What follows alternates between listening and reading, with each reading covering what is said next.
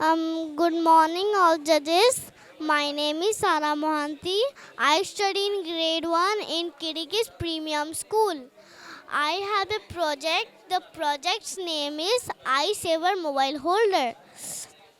The iSaver Mobile Holder can save millions of children's eyes from damaging. So it has light and laser sensor, buzzer and batteries.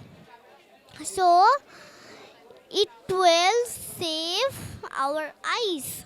So let me show you. When um, I will take my when I will take my eyes far from this mobile, so it will not buzz the buzzer and it will not glow the light. If I will take the mobile near to my eye, so it will buzz and glow the light. Thank and it and this is how the peoples can save their eyes.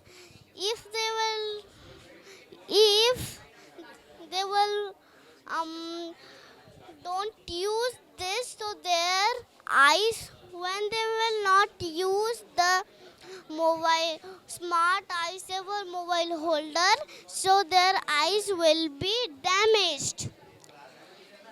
And it has so many things to work. Thank you.